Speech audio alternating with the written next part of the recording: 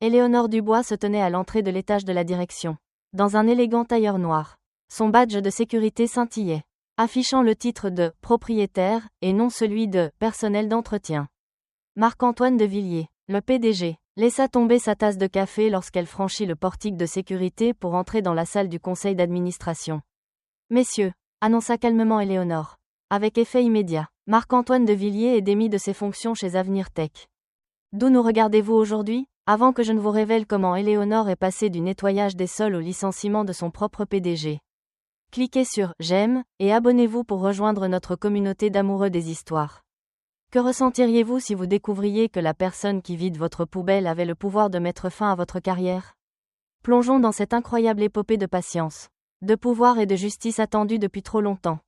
L'histoire d'Éléonore Dubois a commencé dans la campagne luxuriante de la Provence, où elle a grandi avec des rêves plus grands que ce que son petit village pouvait contenir. C'est là qu'elle a rencontré Jean-Luc Dubois, un jeune ingénieur brillant dont l'esprit semblait fonctionner à un tout autre niveau. Ils tombèrent éperdument amoureux, partageant non seulement leur cœur, mais aussi leur vision d'un monde meilleur et plus égalitaire. Jean-Luc avait une idée révolutionnaire pour une technologie de télécommunication qui changerait la façon dont les gens se connectent. Éléonore le soutint durant d'innombrables nuits de bricolage et de tests. Lorsque Jean-Luc perfectionna enfin son invention, ils déménagèrent à Paris et fondèrent ensemble Avenir Tech. Leur rêve commun n'était pas seulement de créer une technologie de pointe. Il s'agissait de bâtir une entreprise où le talent et le travail comptaient plus que la couleur de peau ou l'origine sociale. Jean-Luc disait souvent à Éléonore, « Nous allons créer l'entreprise que nous aurions aimé trouver à nos débuts. » Pendant 3 années magnifiques, leur rêve s'épanouit. Avenir Tech connut une croissance rapide, attirant des ingénieurs et des développeurs talentueux de tous horizons. Jean-Luc et Éléonore travaillaient côte à côte. Lui le génie technique, elle le pilier opérationnel. Leur partenariat était parfait, jusqu'à ce que l'impensable se produise. Un mardi apparemment normal, Jean-Luc porta la main à sa poitrine lors d'une réunion et s'effondra. À seulement 35 ans, une crise cardiaque l'emporta, le ravissant à Éléonore et au monde. Éléonore eut à peine le temps de faire son deuil avant que le conseil d'administration de l'entreprise, principalement composé d'hommes blancs plus âgés que Jean-Luc avait recrutés pour leurs relations dans l'industrie, ne convoque une réunion d'urgence. « Éléonore », dit le président du conseil, avec une fausse sympathie dégoulinant de sa voix. « Nous comprenons que c'est une période difficile, mais l'entreprise a besoin d'un leadership fort. Vous êtes en deuil et, franchement, vous ne comprendriez pas les complexités techniques et commerciales de la gestion d'Avenir Tech. » Éléonore resta assise, stupéfaite, tandis qu'ils exposaient leur plan pour racheter ses parts à une fraction de leur valeur réelle. Bien que le cœur brisé et sous le choc, quelque chose en Éléonore se durcit ce jour-là. Au lieu de les affronter ouvertement, elle conçut un plan audacieux et patient. « Je vous vends 20% de mes parts », leur dit-elle, gardant le contrôle sans qu'ils s'en rendent compte grâce à une structure complexe de sociétés écrans et de fiducie. « Mais je veux rester connecté à l'héritage de Jean-Luc. » Le conseil, pensant avoir gagné, accepta avec condescendance. Ce qu'ils ignoraient, c'est qu'Éléonore avait décidé d'apprendre le métier de A à Z, de comprendre chaque aspect de l'entreprise de son mari avant de la reprendre. Une semaine plus tard, Hélène Martin, utilisant son nom de jeune fille, postula pour un poste d'agent d'entretien chez Avenir Tech. Avec une perruque bon marché, des lunettes et des vêtements d'occasion, personne ne reconnut la veuve éplorée sous les traits de l'humble femme de ménage. Le conseil nomma rapidement Marc-Antoine de Villiers, un jeune cadre charismatique issu d'une famille de la grande bourgeoisie. Beau parleur et ambitieux, Marc-Antoine charma le conseil tout en mettant en œuvre des mesures de réduction des coûts qui affectaient principalement les employés de bas niveau. Éléonore observait et apprenait depuis l'ombre. Dès sa première semaine, Éléonore fut témoin de 3 incidents de discrimination qui auraient rendu Jean-Luc furieux.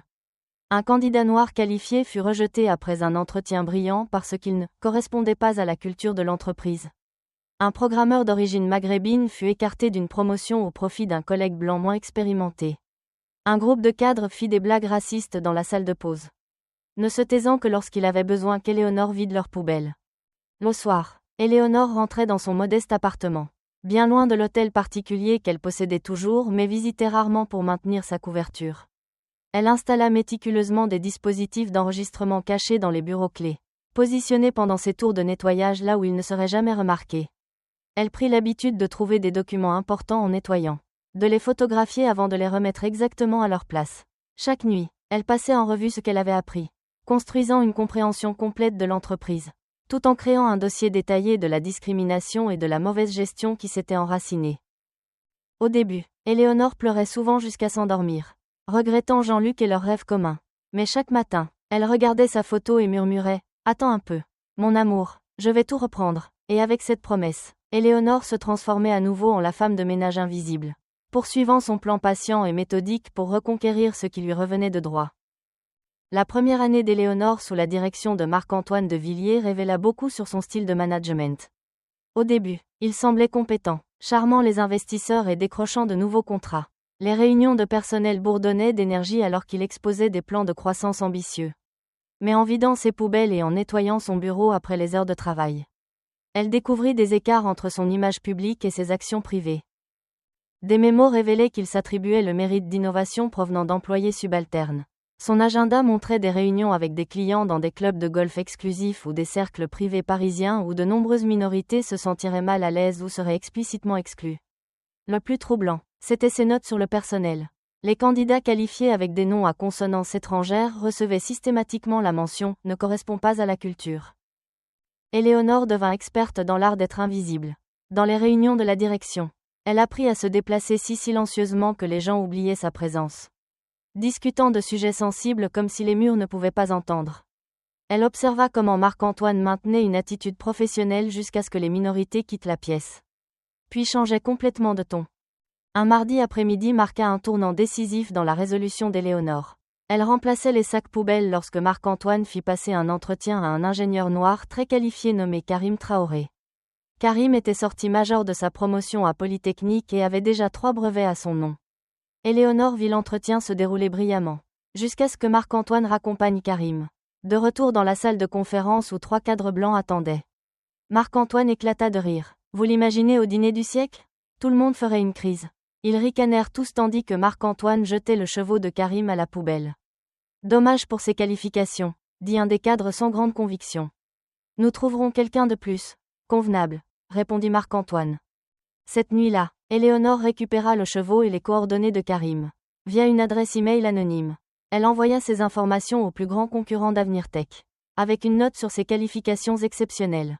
6 mois plus tard, Karim dirigeait l'équipe qui développa un produit qui s'empara de 15% des parts de marché d'Avenir Tech. Éléonore regarda Marc-Antoine fulminer contre l'innovation de la concurrence, sans jamais savoir qu'il avait littéralement jeté la même opportunité à la poubelle.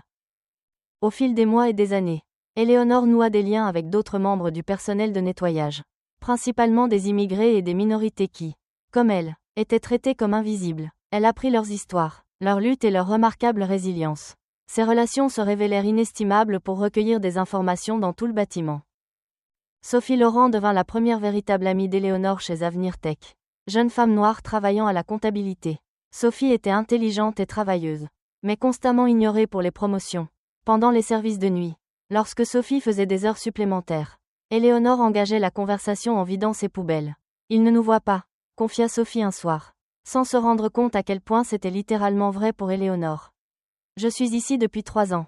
J'ai formé 2 managers qui sont arrivés après moi et qui me supervisent maintenant. » Quand Éléonore suggéra que Sophie pourrait être victime de discrimination, Sophie rit amèrement. « Essayez de le prouver. Chaque fois que je postule pour une promotion, il y a toujours une raison vague. Pas encore prête, besoin de plus d'expérience. » Pendant ce temps, Antoine a été promu après 6 mois. Éléonore aida Sophie à documenter cette tendance, trouvant accidentellement des informations salariales en nettoyant le bureau du directeur des ressources humaines, qui prouvait que les employés blancs avec des qualifications similaires gagnaient 15 à 20% de plus que les minorités. Sophie commença à tenir des registres méticuleux, sans savoir encore comment ils seraient utilisés. Marc-Antoine établit ce que les employés appelaient une « culture de cooptation ». Les décisions importantes se prenaient sur les terrains de golf, dans des restaurants exclusifs ou lors de séminaires dans des stations balnéaires de luxe. Ces lieux excluaient de fait de nombreuses minorités qui n'avaient pas les moyens de s'y rendre ou ne s'y sentaient pas les bienvenus. Éléonore documenta ce modèle tout en élargissant ses propres connaissances. Elle s'inscrivit à des cours de gestion en ligne, étudiant les états financiers et la gouvernance d'entreprise. Son moment le plus dangereux au cours de ses premières années survint lorsque Marc-Antoine revint de manière inattendue au bureau à 23 heures. Éléonore était en train d'examiner des documents d'acquisition dans son bureau et réussit à peine à les remettre sur son bureau et à saisir son matériel de nettoyage avant qu'il n'entre. « Encore là ? » demanda-t-il avec une légère surprise. « Oui, monsieur de Villiers, » marmonna Éléonore, les yeux baissés. Des heures supplémentaires pour payer les études de mon petit-fils. Le mensonge fonctionna. Marc-Antoine hocha la tête distraitement, ayant déjà oublié sa présence alors qu'il récupérait le téléphone qu'il avait fait revenir. Au bout de 5 ans, Éléonore avait une connaissance approfondie de chaque aspect des opérations d'Avenir Tech et un dossier croissant de preuves documentant une discrimination systématique et des pratiques commerciales douteuses. Elle avait aussi autre chose. Une détermination inébranlable, forgée par des années à être témoin de l'injustice tout en rongeant son frein. Attendant le moment parfait pour reprendre l'héritage de son mari et le transformer en ce qu'il aurait toujours dû être. 5 ans après le début de sa mission d'infiltration, Éléonore s'était transformée. La veuve éplorée jouant un rôle était devenue une stratège hors pair avec une connaissance complète des opérations d'Avenir Tech. Elle comprenait les états financiers mieux que le directeur financier, connaissait les produits plus intimement que l'équipe marketing et avait documenté les schémas de discrimination plus minutieusement que n'importe quel enquêteur externe n'aurait pu le faire. Sa patience lui avait apporté des informations inestimables. Mais l'attente devenait plus difficile à mesure que le leadership de Marc-Antoine de Villiers devenait de plus en plus toxique. David Nguyen rejoignit le département d'ingénierie d'Avenir Tech avec des références impeccables, un doctorat de l'école polytechnique et plusieurs innovations en télécommunications déjà à son actif. Éléonore remarqua immédiatement son génie en nettoyant son bureau tard le soir, voyant des schémas complexes qui lui rappelaient les premiers travaux de Jean-Luc. Les idées de David apparaissaient constamment dans les brevets et les produits de l'entreprise. Pourtant, son nom était étrangement absent des crédits. Lors des réunions trimestrielles, Marc-Antoine présentait les innovations de David comme des « découvertes de notre équipe de développement exécutive ». Après avoir observé ce manège pendant des mois, Éléonore commença à laisser des notes anonymes dans le tiroir du bureau de David avec des suggestions sur la manière de documenter son travail. Envoyez-vous par email des descriptions détaillées avant de les partager en réunion. Conseillez une note. Tenez des carnets datés avec les signatures de témoins. Suggérez une autre. Bien que perplexe quant à son mystérieux conseiller, David suivit les conseils. Marc-Antoine mit en place une nouvelle politique de présence qui pénalisait les employés arrivant avec plus de 5 minutes de retard.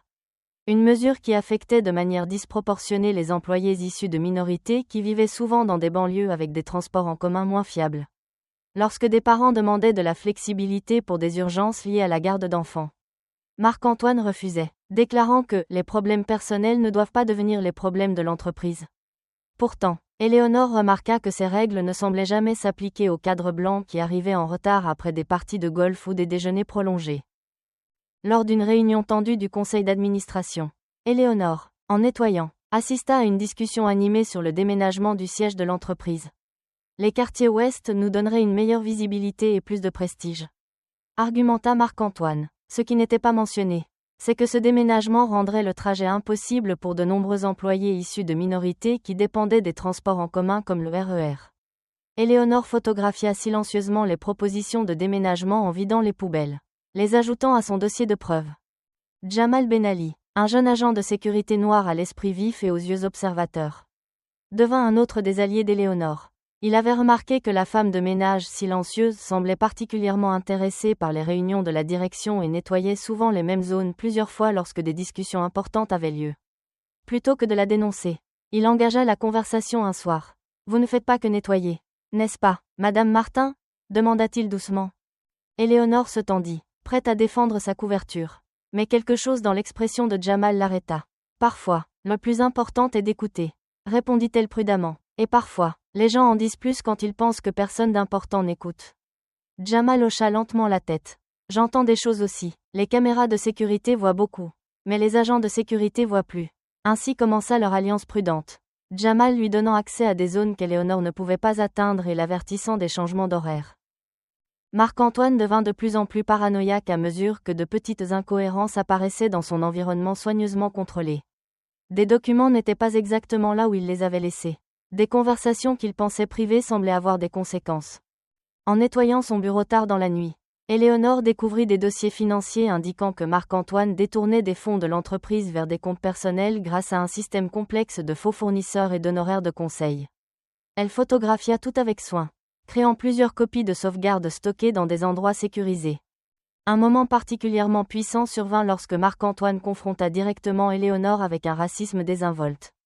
Alors qu'elle nettoyait les toilettes de la direction, il continua sa conversation téléphonique comme si elle était vraiment invisible. « Bien sûr que je ne mets pas Ben Ali sur la présentation alpine », ricana-t-il dans son téléphone. Le client est de la vieille école. La dernière chose dont on a besoin, c'est d'une de nos pépites de la diversité, qui bafouille devant les diapos. Se tournant vers Éléonore en se lavant les mains, il ajouta, sans vouloir vous offenser, avec un sourire narquois qui montrait qu'il se fichait complètement qu'elle soit offensée. Éléonore garda les yeux baissés, la rage brûlant en elle tandis que son visage restait impassible. Aucune offense, monsieur, marmonna-t-elle, ajoutant sa cruauté désinvolte au registre mental qu'elle tenait. Carole Fournier, l'assistante de direction de Marc-Antoine, devint une autre alliée involontaire. Compétente et dévouée, Carole endurait le comportement exigeant et les fréquentes humiliations de Marc-Antoine.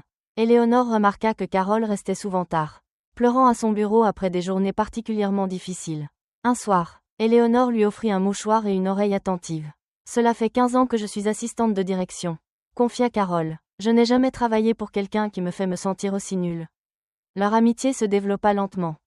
Quand Éléonore apprit que Marc-Antoine prévoyait de démanteler la fondation caritative que Jean-Luc avait créée pour soutenir l'éducation au STEM pour les jeunes des quartiers défavorisés, elle le prit comme une attaque personnelle contre l'héritage de son mari. La fondation était la passion de Jean-Luc. Sa façon de créer des opportunités pour des jeunes talentueux confrontés à des barrières qu'il avait lui-même surmontées. Éléonore prit des dispositions secrètes par l'intermédiaire du vieil avocat de Jean-Luc pour protéger légalement la fondation. La situation atteignit un point de rupture lorsque Sophie défia directement Marc-Antoine lors d'une réunion de département au sujet des écarts de salaire. Les chiffres ne mentent pas, déclara Sophie, présentant des données montrant une sous-rémunération systématique des employés issus de minorités. Le visage de Marc-Antoine s'assombrit. Ces chiffres manquent de contexte. Cette discussion est inappropriée et terminée. La semaine suivante, Sophie fut rétrogradée à un poste de saisie de données, soi-disant pour des problèmes de performance qui n'avaient jamais été mentionnés auparavant. Avez-vous déjà été témoin de discrimination au travail? Commentez ci-dessous si vous avez vu quelqu'un être traité injustement en raison de ses origines dans un cadre professionnel.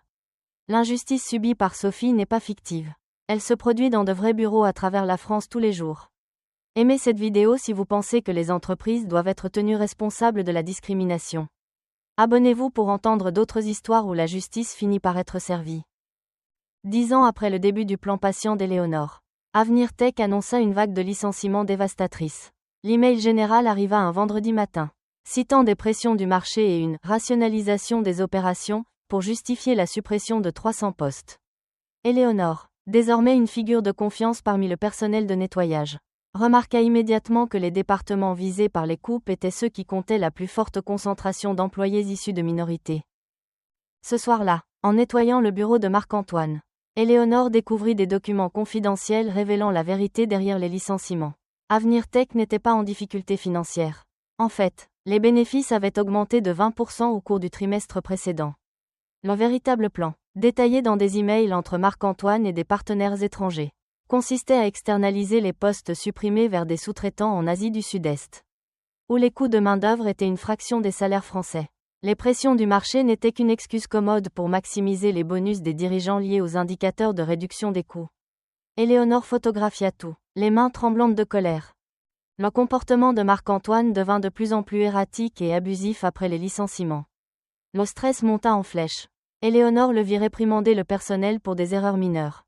Carole, son assistante depuis 7 ans, subit le pire traitement. Un soir, alors qu'elle travaillait tard, Éléonore fut témoin de quelque chose qui dépassa les bornes.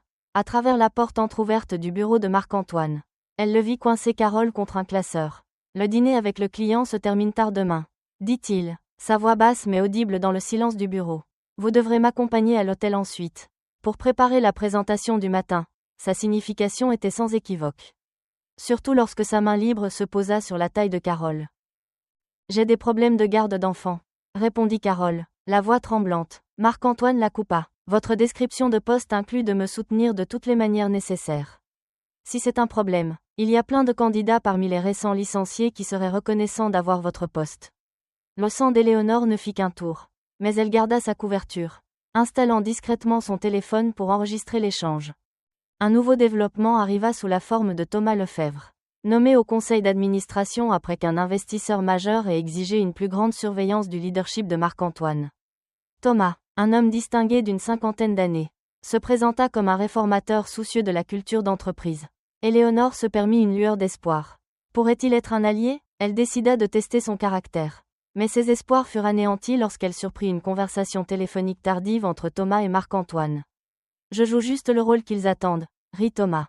J'agite le drapeau de la diversité en réunion. Je fais les bons bruits. Pendant ce temps, nous structurerons l'acquisition de Jensen exactement comme prévu. Éléonore réalisa que Thomas avait son propre agenda.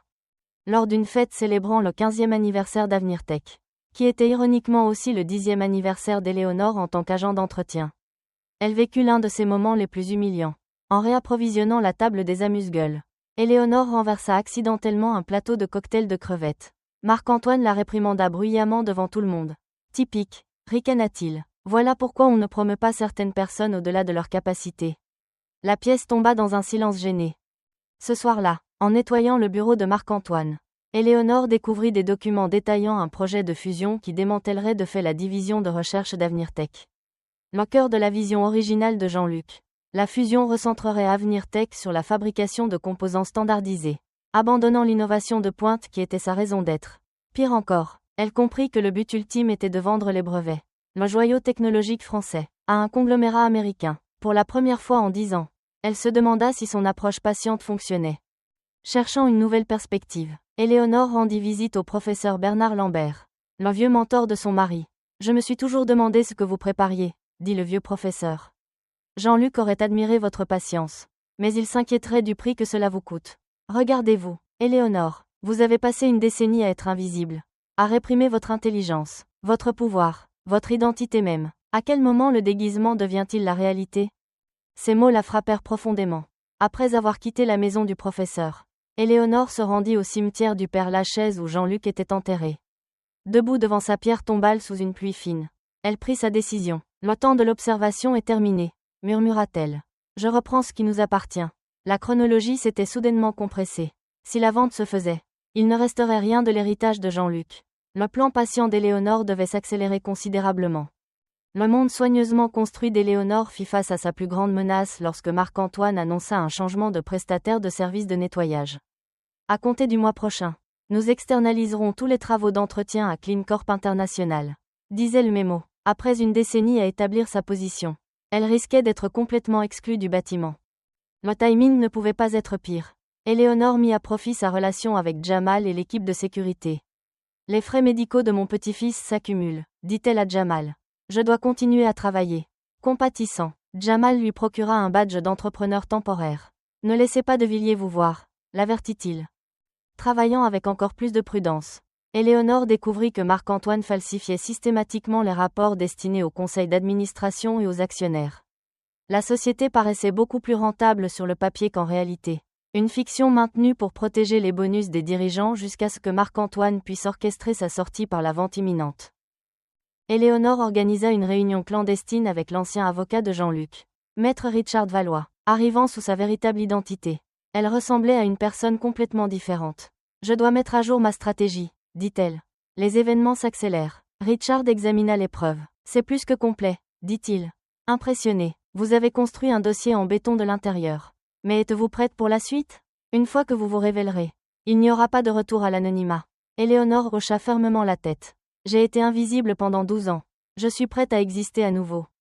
Pendant ce temps, Marc-Antoine lança une initiative de culture d'entreprise. Une tentative à peine voilée d'identifier et d'éliminer les employés qui valorisaient la diversité ou remettaient en question le statu quo. Éléonore assista à la démonstration de racisme la plus flagrante de Marc-Antoine lors d'une réunion avec un client international dont le représentant était un cadre noir distingué. Marc-Antoine le fit attendre, l'ignora à peine pendant la présentation et adressa tous ses commentaires aux subordonnés blancs du client. Le lendemain, l'entreprise du client se retira des négociations. Marc-Antoine, furieux, blâma son équipe de vente, en particulier les 2 associés d'origine maghrébine. « Voilà exactement pourquoi les recrutements pour la diversité sont un handicap », hurla-t-il. Éléonore, époussetant les étagères dans un coin, croisa le regard de l'une des associées, une jeune femme au bord des larmes, et lui fit un subtil signe de solidarité. Plus tard, alors qu'Éléonore nettoyait les toilettes de la direction, Marc-Antoine entra en trombe, toujours furieux, ne la remarquant pas ou s'en fichant. Il donna un coup de pied dans son seau, renversant de l'eau sale sur le sol en marbre. « Nettoyez ça », lança-t-il avant de sortir. Éléonore resta immobile un instant, 12 ans de rage contenue menaçant de déborder. Puis elle se mit calmement à éponger le sol, se répétant « plus pour longtemps ». La situation s'envenima lorsque Jamal intervint lors d'une des tirades publiques de Marc-Antoine.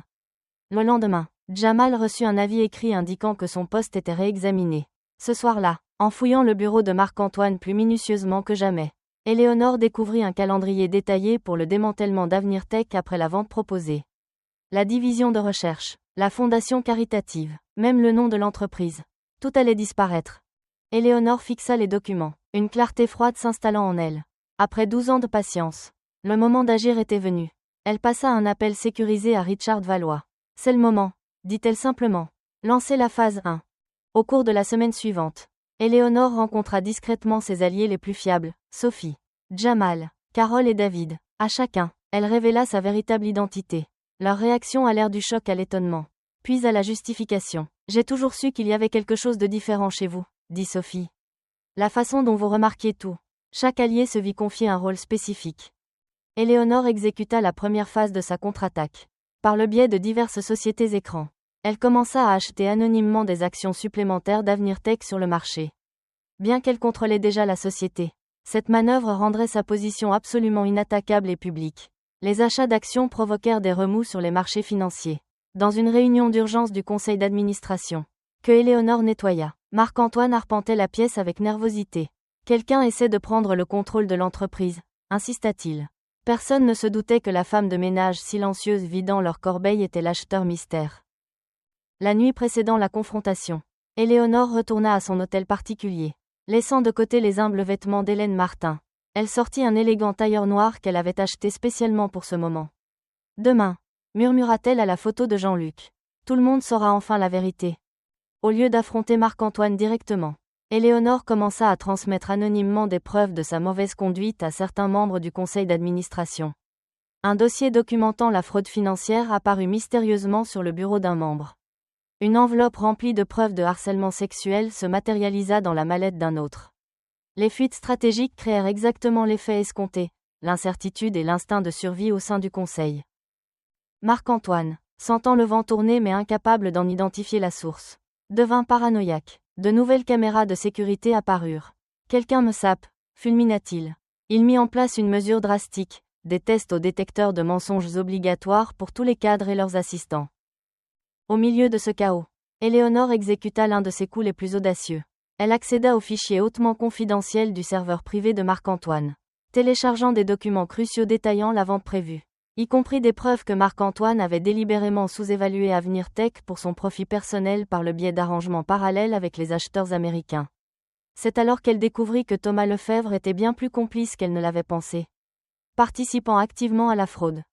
La SEC, l'autorité des marchés financiers américaine, reçut un tuyau anonyme sur des irrégularités financières chez Avenir Tech, déclenchant une enquête informelle qui plongea Marc-Antoine dans une frénésie. L'AMF, son équivalent français, fut également alerté. Le comportement de Marc-Antoine devint de plus en plus erratique. Il renvoya 3 cadres sur un simple soupçon de déloyauté.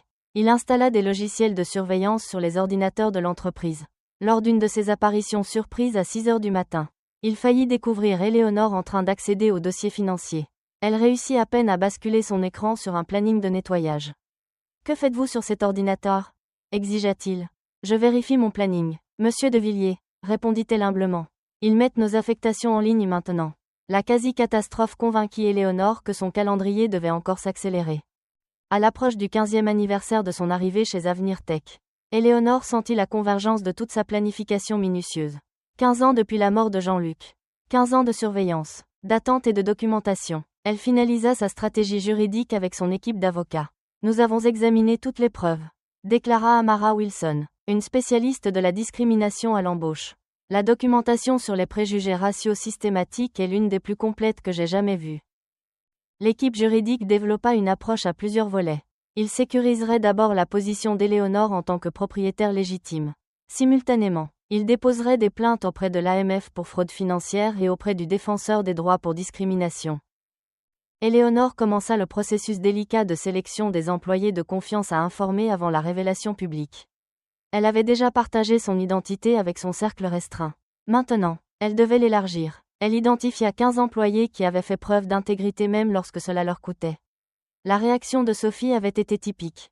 Assise dans un petit restaurant, Éléonore enleva ses lunettes et le maquillage subtil qui la vieillissait. Je dois te dire quelque chose. Sophie, mon nom n'est pas Hélène Martin. C'est Éléonore Dubois. Je suis la veuve de Jean-Luc Dubois et la propriétaire majoritaire d'Avenir Tech. Sophie était restée bouche bée. Pendant tout ce temps, murmura-t-elle. Je me confiais à vous sur la discrimination. Sans réaliser que vous rassembliez des preuves pour y remédier, termina Éléonore. Pendant ce temps, Marc-Antoine remarqua le changement de comportement de ceux qui étaient maintenant fidèles à Éléonore. Carole devint plus affirmée. Sophie ne se recroquevillait plus. David Nguyen commença à déposer ouvertement ses brevets sous son propre nom. Ces petites rébellions l'exaspéraient.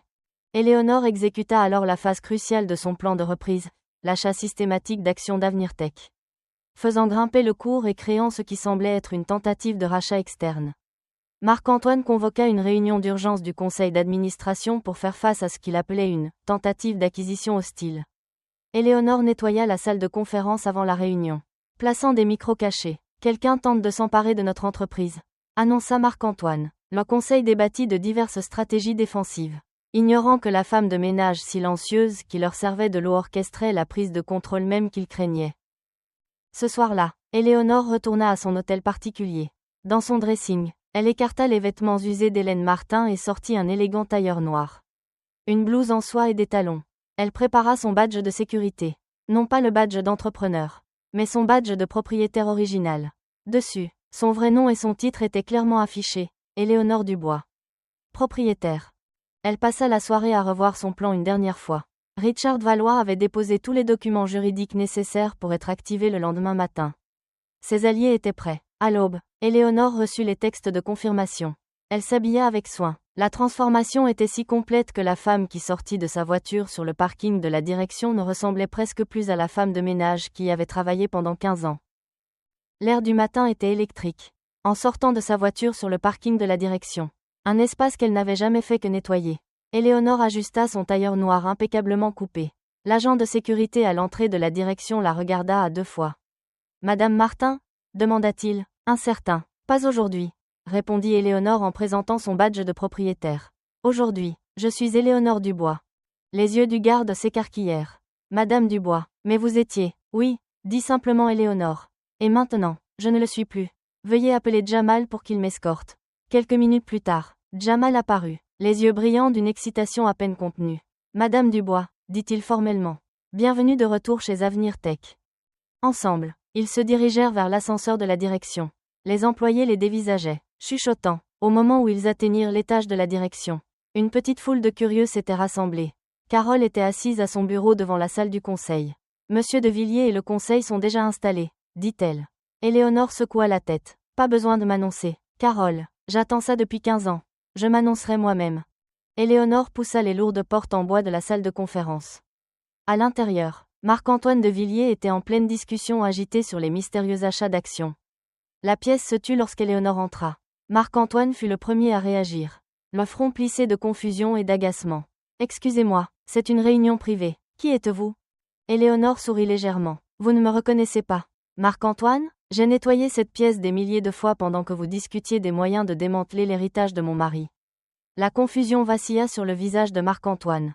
Puis la reconnaissance, suivie de l'incrédulité. « Hélène Martin, la femme de ménage ? Qu'est-ce que cela signifie ?» Éléonore se déplaça au centre de la pièce. « Mon nom n'est pas Hélène Martin. C'est Éléonore Dubois. Je suis la veuve de Jean-Luc Dubois et la propriétaire majoritaire d'Avenir Tech. » La déclaration eut l'effet d'une bombe. Plusieurs membres du conseil eurent un hoquet audible. Le visage de Marc-Antoine passa du blanc au rouge vif. « C'est impossible, » balbutia-t-il. « Éléonore Dubois a vendu ses parts il y a des années. »« J'ai vendu 20% de mes parts, » le corrigea calmement Éléonore. « Et je n'ai pas disparu. J'ai été ici tous les jours pendant 15 ans, observant, écoutant et documentant chaque cas de discrimination, de harcèlement et de fraude que vous avez commis. » Elle posa une clé USB sur la table. « Y compris votre plan pour vendre cette société bien en dessous de sa valeur tout en recevant des pots de vin personnels des acheteurs. » Marc-Antoine attrapa son téléphone. « Sécurité. Faites sortir cette femme immédiatement. » Éléonore haussa un sourcil. « Vous pouvez essayer, mais ils ne viendront pas. Jamal est derrière cette porte. » Elle se tourna vers les membres du conseil abasourdis. « J'ai été témoin de discrimination systématique. J'ai documenté des fraudes financières qui intéresseraient l'AMF. J'ai enregistré des conversations dans cette même pièce qui contredisent directement ce que vous avez dit aux actionnaires. » Thomas Lefebvre tenta de reprendre le contrôle. « Madame Dubois, si c'est bien qui vous êtes, Ce sont des allégations graves. Éléonore le fixa. Vous voulez dire des preuves comme des enregistrements de vous et Marc-Antoine discutant de la manière de cacher des honoraires de conseil dans des comptes offshore? Thomas se rassit, sa façade confiante s'effondrant. C'est absurde, dit Marc-Antoine. J'appelle notre équipe juridique. Inutile, dit Éléonore. Maître Richard Valois, le même avocat qui a aidé Jean-Luc et moi à fonder cette entreprise, a déjà déposé les documents nécessaires. En ce moment même, l'AMF reçoit des preuves d'irrégularité financière. Et le défenseur des droits reçoit 15 ans de discrimination documentée. Marc-Antoine, voyant sa position s'effriter, laissa éclater sa vraie nature. C'est ridicule, une femme de ménage qui pense pouvoir diriger une entreprise de technologie. Voilà ce qui arrive quand on donne des postes à des gens qui ne les méritent pas. Éléonore resta parfaitement calme. J'ai cofondé cette entreprise. J'ai passé 15 ans à apprendre chaque aspect de ce métier pendant que je vous regardais le mener à la ruine. Elle se tourna vers le conseil. Et contrairement à Monsieur de Villiers, je n'ai aucune intention de vendre notre division de recherche ou d'abandonner la fondation caritative. Un par un, les membres du conseil commencèrent à réaliser l'étendue de la situation. Les portes de la salle de conférence s'ouvrirent et Richard Valois entra. Le tribunal a déjà accordé notre injonction d'urgence, annonça-t-il. Aucun actif ne peut être transféré ou vendu. C'est une prise de contrôle hostile, cria Marc-Antoine. Je possède 51% de cette entreprise depuis le jour de la mort de Jean-Luc, interrompit Éléonore. Les achats anonymes qui vous préoccupaient tant, c'était moi. Consolidant des actions supplémentaires, elle se tourna vers Jamal, qui se tenait à l'entrée. Monsieur de Villiers n'est plus un employé d'Avenir Tech. Veuillez l'escorter hors du bâtiment. Alors que Marc-Antoine était emmené, hurlant toujours des menaces, Éléonore prit sa place à la tête de la table. Les membres restants du conseil la regardaient avec de nouveaux yeux. Maintenant, dit calmement Éléonore, discutons de l'avenir d'Avenir Tech. Le lendemain matin, Éléonore Washington arriva au siège d'Avenir Tech en tant que PDG et propriétaire public pour la première fois. Une réunion générale de l'entreprise était prévue à 10 heures. La salle était comble. Bonjour, commença-t-elle, sa voix claire et confiante. La plupart d'entre vous me connaissent sous le nom d'Hélène Martin. Aujourd'hui, je veux me présenter correctement. Je suis Éléonore Dubois, cofondatrice d'Avenir Tech et veuve de Jean-Luc Dubois. Elle expliqua son parcours sans précédent. Cette entreprise a été fondée sur une vision, dit-elle. Aujourd'hui, nous commençons le processus de retour à cette vision. Elle décrivit les changements immédiats. Sophie Laurent serait promue directrice financière. David Nguyen deviendrait directeur de la technologie. Des politiques anti-discrimination complètes avec une réelle responsabilité seraient mises en place. Ainsi que des grilles salariales transparentes. Elle annonça ensuite la création de la Fondation Jean-Luc Dubois pour l'innovation dans les quartiers. Financée à hauteur de 20 millions d'euros. Dans les jours qui suivirent, le procès de Marc-Antoine pour surveillance illégale s'effondra face à la montagne de preuves. Les médias nationaux s'emparèrent de l'histoire. Un mois après sa révélation, Éléonore visita la tombe de Jean-Luc. Nous l'avons fait, mon amour, dit-elle doucement. 6 mois après sa prise de fonction, le leadership d'Éléonore était solidement établi. 1 an après avoir repris le contrôle d'Avenir Tech, elle convoqua une réunion avec son équipe de direction. Désormais le groupe de direction le plus diversifié de l'industrie. Nos résultats trimestriels sont arrivés, rapporta Sophie. La fierté évidente dans sa voix. Le chiffre d'affaires est en hausse de 17%. Et le projet Jensen est en avance sur le calendrier, ajouta David. Mais le plus grand changement était encore à venir. Éléonore se leva. Pour honorer véritablement l'héritage de Jean-Luc, nous devons aller là où se trouve le talent. C'est pourquoi j'ai le plaisir d'annoncer que nous allons ouvrir un nouvel incubateur de R&D à Saint-Denis. Pour recruter et former directement la prochaine génération d'innovateurs issus des quartiers. Éléonore se tenait à la fenêtre. Surplombant la ville, Avenir Tech avait été transformé.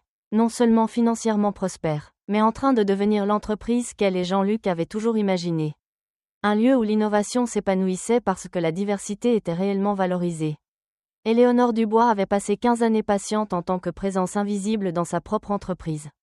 Maintenant, pleinement visible et à sa juste place, elle regardait vers un avenir où personne d'autre n'aurait besoin de cacher son véritable potentiel derrière un déguisement construit par les préjugés des autres. Que feriez-vous si vous aviez le pouvoir de réparer les torts que vous avez constatés sur votre lieu de travail? Laissez un commentaire ci-dessous. Si l'histoire de patience et de justice d'Éléonore vous a inspiré, veuillez cliquer sur « J'aime » et vous abonner à notre chaîne pour d'autres histoires puissantes. Merci de nous avoir rejoints dans cette aventure à travers l'histoire remarquable d'Éléonore. Où les 15 ans de patience d'une femme de ménage ont mené au jour du jugement d'un PDG.